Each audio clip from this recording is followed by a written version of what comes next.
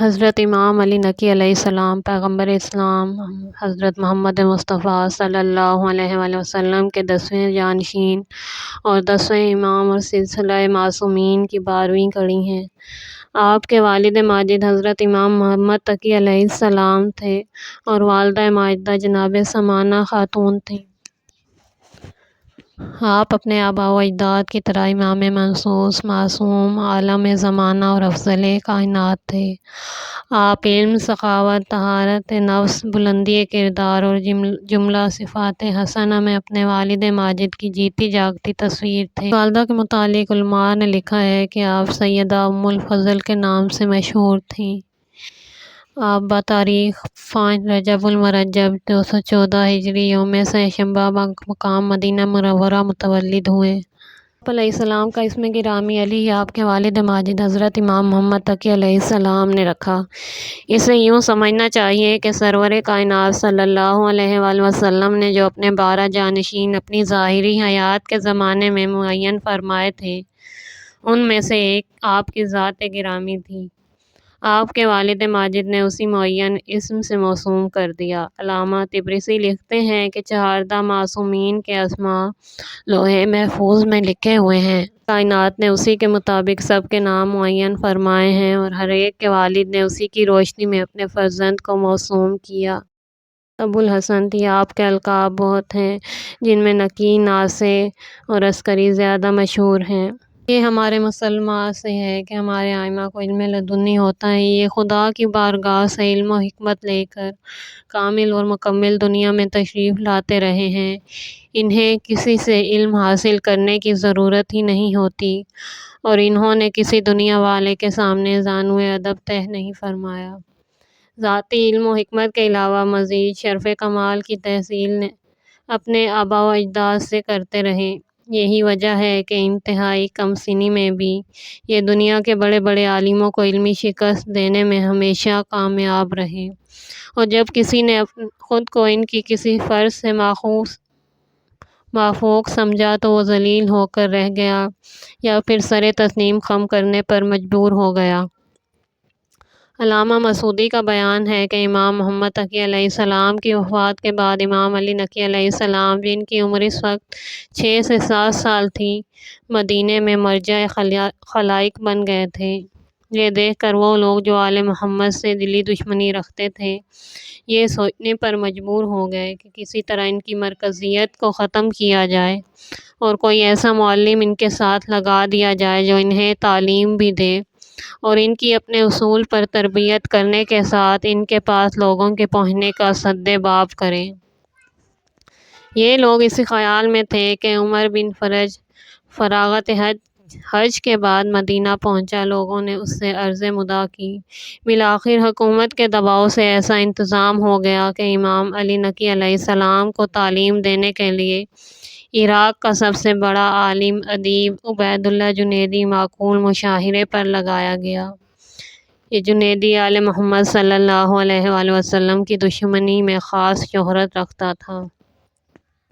الغرض جنیدی کے پاس حکومت نے امام علی نقی علیہ السلام کو رکھا اور جنیدی کو خاص طور پر اس امر کی ہدایت کر دی کہ ان کے پاس روافض نہ پہنچنے پائیں۔ جنیدی نے آپ کو قصر سربا میں اپنے پاس رکھا۔ ہوتا یہ تھا کہ جب رات ہوتی تھی تو دروازہ بند کر دیا جاتا تھا اور دن میں بھی شیعوں کے ملنے کی اجازت نہ تھی۔ اس طرح آپ کے ماننے والوں کی آمد کا سلسلہ منقطع ہو گیا اور آپ کا فیض جاری بند ہو گیا۔ آپ کی زیارت اور آپ سے استفادے سے محروم ہو گئے۔ راوی کا بیان ہے کہ میں نے ایک دن جنیدی سے کہا، غلام ہاشمی کا کیا حال ہے؟ اس نے نہایت بری صورت بنا کر کہا، انہیں غلام ہاشمی نہ کہو، وہ رئیس ہاشمی ہیں۔ خدا کی قسم وہ اس کم سنی میں مجھ سے کہیں زیادہ علم رکھتے ہیں۔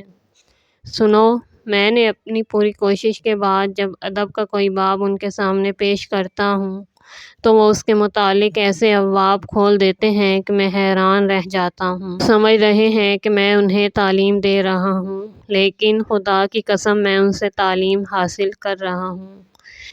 میرے بس میں یہ نہیں کہ میں انہیں پڑھا سکوں۔ خدا کی قسم وہ حافظ قرآن ہی نہیں، وہ اس کی تاویل و تنزیل کو بھی جانتے ہیں۔ اور مختصر یہ ہے کہ وہ زمین پر بسنے والوں سب سے بہتر اور کائنات میں سب سے افضل ہیں۔ یہ مانی ہوئی بات ہے کہ محمد و آل محمد ان تمام امور سے واقف ہوتے ہیں جن سے عوام اس وقت تک باخبر نہیں ہوتے جب تک وہ منظر عام پر نہ آ جائیں۔ امام شبلنجی لکھتے ہیں کہ واسق کا ایک منہ چڑھا رفیق اسباطی ایک دن عراق سے مدینہ منورہ پہنچا اور وہاں جا کر امام علی نقی علیہ السلام سے ملا۔ آپ نے خیر خیریت دریافت کرنے کے بعد فرمایا کہ واسق باللہ خلیفہ وقت کا کیا حال ہے؟ اس نے کہا میں نے اسے بسلامت چھوڑا ہے اور وہ بالکل بخیریت ہے، میں اسی کا بھیجا ہوا یہاں آیا ہوں۔ آپ نے فرمایا کہ لوگ کہتے ہیں کہ وہ فوت ہو گیا ہے۔ یہ سن کر اسباطی نے سکوت اختیار کیا اور سمجھا کہ یہ جو آپ نے فرمایا ہے بعلم امامت فرمایا ہے، ہو سکتا ہے کہ درست ہو۔ پھر آپ نے کہا اچھا یہ بتاؤ کہ ابن الزیارات کس حال میں ہے؟ اس کی وہ بھی اچھا خاصا ہے، بالکل خیریت سے ہے، اس وقت اسی کا طوطی بولتا ہے اور اسی کا حکم چلتا ہے۔ آپ علیہ السلام نے ارشاد فرمایا اے اسباطی سنو، حکم خدا کو کوئی نہیں ٹال سکتا اور قلم قدرت کو کوئی نہیں روک سکتا۔ واسق کا انتقال ہو گیا ہے اور متوکل تخت نشین خلافت ہو گیا ہے اور ابن زیاد قتل کر دیا گیا ہے۔ اسباطی نے چونک کر پوچھا یہ سب کب ہو گیا؟ میں تو سب کو خیریت و عافیت میں چھوڑ کر آیا ہوں۔ آپ نے فرمایا تمہارے عراق سے نکلنے کے 6 یوم کے بعد یہ انقلاب آیا ہے۔ اس کے بعد اسباطی آپ سے رخصت ہو کر شہر میں کسی مقام پر جا ٹھہرا۔ چند دنوں کے بعد متوکل کا نامہ بر مدینہ پہنچا تو بالکل انہیں حالات کا انکشاف ہوا جن کی خبر امام زمانہ دے چکے تھے۔ 232 ہجری میں خلیفہ ہوا اور اس نے 236 ہجری میں امام حسین علیہ السلام کی قبر کے ساتھ پہلی بار بے ادبی کی، لیکن اس میں پوری کامیابی نہ حاصل ہونے پر اپنے فطری بغض کی وجہ سے جو آل محمد کے ساتھ تھا وہ حضرت امام علی نقی علیہ السلام کی طرف متوجہ ہوا۔ متوکل 243 ہجری میں امام علی نقی علیہ السلام کو ستانے کی طرف متوجہ ہوا اور اس نے حاکم مدینہ عبداللہ بن محمد کو خفیہ حکم دے کر بھیجا کہ فرزند رسول امام علی نقی علیہ السلام کو ستائے۔ چنانچہ اس نے حکومت کے منشا کے مطابق پوری توجہ اور پورے انہماک کے ساتھ اپنا کام شروع کر دیا۔ خود جس قدر ستا سکا اس نے ستایا اور آپ کے خلاف ریکارڈ کے لیے متوکل کو شکایات بھیجنی شروع کی۔ علی نقی علیہ السلام کو یہ معلوم ہو گیا کہ حاکم مدینہ نے آپ کے خلاف ریشہ دوانیاں شروع کر دی ہیں اور اس سلسلے میں اس نے متوکل کو آپ کی شکایات بھیجنی شروع کر دی ہیں، تو آپ نے بھی ایک تفصیلی خط لکھا جس میں حاکم مدینہ کی بے اعتدالی اور ظلم آفرینی کا خاص طور سے ذکر کیا۔ متوکل نے آپ کا خط پڑھ کر آپ کو اس کے جواب میں لکھا کہ آپ ہمارے پاس چلے آئیے۔ اس میں حاکم مدینہ کے عمل کی معذرت بھی تھی، یعنی جو کچھ وہ کر رہا ہے اچھا نہیں کرتا، ہم اس کی طرف سے معذرت خواہ ہیں۔ مطلب یہ تھا کہ اسی بہانے سے انہیں سامرا بلا لے۔ خط میں اس نے اتنا نرم لہجہ اختیار کیا تھا جو ایک بادشاہ کی طرف سے نہیں ہوا کرتا۔ یہ سب ہیلا بازی تھی اور غرض محض یہ تھی کہ آپ مدینہ چھوڑ کر سامرا پہنچ جائیں۔ علامہ مجلسی تحریر فرماتے ہیں کہ متوکل نے یہ بھی لکھا کہ میں آپ کی خاطر عبداللہ ابن محمد کو معزول کر کے اسی جگہ پر محمد بن فضل کو مقرر کر رہا ہوں۔ اربیلی لکھتے ہیں کہ متوکل نے صرف یہی نہیں کیا کہ امام علی نقی علیہ السلام کو خط لکھا ہو کہ آپ سامرا چلے آئیے، بلکہ اس نے 300 کا لشکر یحییٰ بن حرثمہ کی قیادت میں مدینہ بھیج کر انہیں بلانا چاہا۔ یحییٰ کا بیان ہے کہ میں حکم متوکل پا کر امام علیہ السلام کو لانے کے لیے بارادہ مدینہ منورہ روانہ ہو گیا۔ میرے ہمراہ 300 کا لشکر تھا اور اس میں ایک کاتب بھی تھا جو امامیہ مذہب رکھتا تھا۔ ہم لوگ اپنے راستے پر جا رہے تھے اور اس سعی میں تھے کسی طرح جلد سے جلد مدینہ پہنچ کر امام علیہ السلام کو لے آئیں اور متوکل کے سامنے پیش کریں۔ ہمارے ہمراہ جو ایک شیعہ کاتب تھا، اس سے ایک لشکر کے افسر سے راستہ بھر مذہبی مناظرہ ہوتا رہا۔ یہاں تک کہ ہم لوگ ایک عظیم الشان وادی میں پہنچے جس کے ارد گرد میلوں کوئی آبادی نہ تھی۔ وہ ایسی جگہ تھی جہاں سے انسان کا مشکل سے گزر ہوتا تھا۔ جب ہمارا لشکر وہاں پہنچا تو اس افسر نے، جس کا نام شاوی تھا اور جو کاتب سے مناظرہ کرتا چلا آ رہا تھا، کہنے لگا، اے کاتب، تمہارے امام حضرت علی کا یہ قول ہے کہ دنیا کی کوئی ایسی وادی نہ ہوگی جس میں قبر نہ ہو یا عنقریب قبر نہ بن جائے۔ کاتب نے کہا، بے شک ہمارے امام کا یہی ارشاد ہے۔ اس نے کہا، بتاؤ اس زمین پر کس کی قبر ہے یا کس کی قبر بن سکتی ہے؟ تمہارے امام یوں ہی کہہ دیا کرتے ہیں۔ ابن ہرسمہ کا کہنا ہے کہ میں چونکہ حشوی خیال کا تھا، لہٰذا جب یہ باتیں ہم نے سنی تو ہم سب ہنس پڑے اور کاتب شرمندہ ہو گیا۔ غرض کہ لشکر بڑھتا رہا اور اسی دن مدینہ پہنچ گیا۔ وارد مدینہ ہونے کے بعد میں نے متوکل کا خط امام علی نقی علیہ السلام کی خدمت میں پیش کیا۔ امام نے اسے ملاحظہ فرما کر لشکر پر نظر ڈالی اور سمجھ گئے۔ آپ نے فرمایا، اے ابن ہرسمہ، چلنے کو تیار ہوں لیکن 1-2 روز کی مہلت ضروری ہے۔ میں نے عرض کی، خوشی سے، جب حکم ہو فرمائیں میں حاضر ہو جاؤں اور روانگی ہو جائے۔ ابن ہرسمہ کا بیان ہے کہ امام علیہ السلام نے میرے سامنے ملازمین سے کہا کہ درزی بلا دو اور اس سے کہو کہ مجھے سامرا جانا ہے، لہٰذا راستے کے لیے گرم کپڑے اور گرم ٹوپیاں جلد سے جلد تیار کر دے۔ میں وہاں سے رخصت ہو کر اپنے قیام گاہ پر پہنچا اور راستے پر یہ سوچتا رہا کہ امامیہ کیسے بے وقوف ہیں کہ ایک شخص کو امام مانتے ہیں جسے معاذ اللہ یہ تک تمیز نہیں کہ یہ گرمی کا زمانہ ہے یا جاڑے کا۔ اتنی شدید گرمی میں جاڑے کے کپڑے سلوا رہے ہیں، اسے ہمراہ لے جانا چاہتے ہیں۔ الغرض میں دوسرے دن ان کی خدمت میں حاضر ہوا تو دیکھا کہ جاڑے کے بہت سے کپڑے سلے ہوئے رکھے ہیں اور آپ سامان سفر درست فرما رہے ہیں اور اپنے ملازمین سے کہتے جاتے ہیں، سب ساتھ میں باندھ دو۔ اس کے بعد مجھے کہا، اے یحییٰ، تم جاؤ اپنا سامان درست کرو تاکہ مناسب وقت میں روانگی ہو جائے۔ میں وہاں سے نہایت بد دل واپس آیا۔ دل میں سوچتا تھا، انہیں کیا ہو گیا ہے کہ اس شدید گرمی میں سردی اور برسات کا سامان ہمراہ لے رہے ہیں اور مجھے بھی حکم دیتے ہیں۔ مختصر یہ کہ سامان سفر درست ہو گیا اور روانگی ہو گئی۔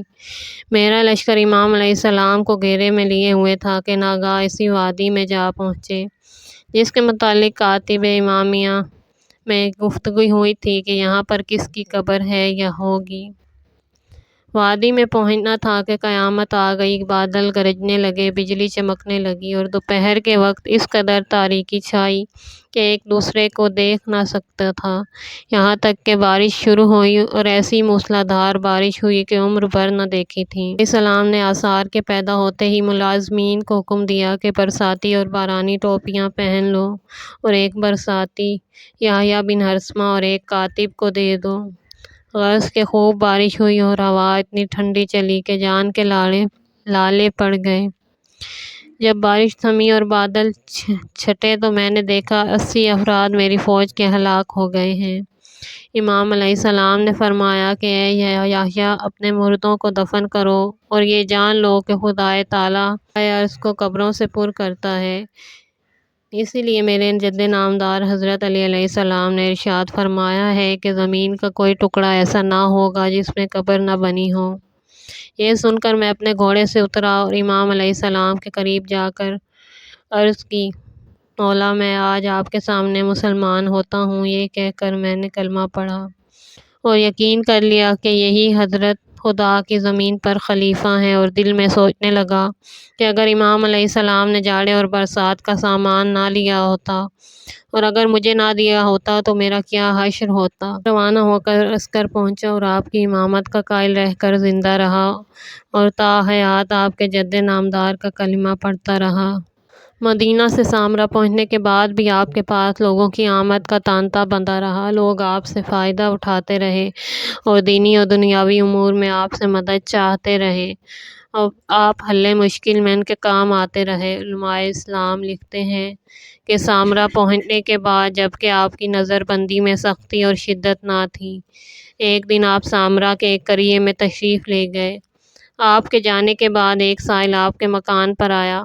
اسے یہ معلوم ہوا کہ آپ فلاں گاؤں میں تشریف لے گئے ہیں۔ وہاں چلا گیا اور جا کر آپ سے ملا۔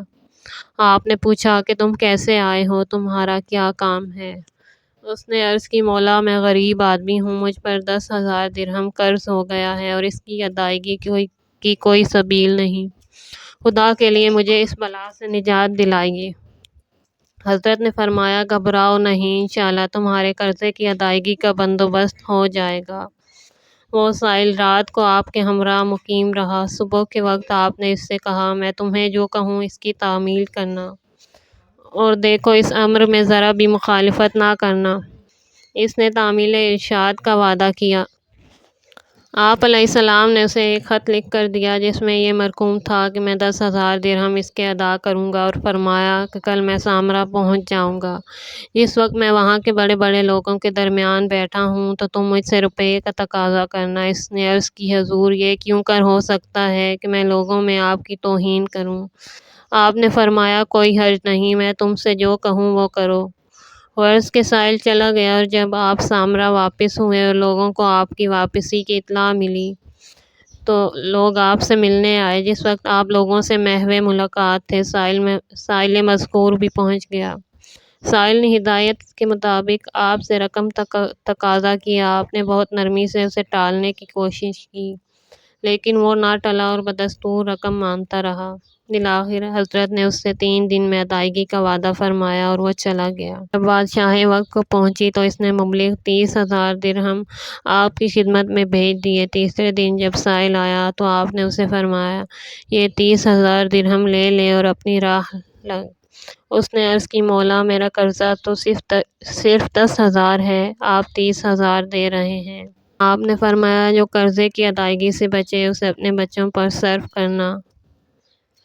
وہ بہت خوش ہوا اور یہ پڑھتا ہوا، خدا ہی خوب جانتا ہے کہ رسالت اور امامت کا کون اہل ہے، اپنے گھر چلا گیا۔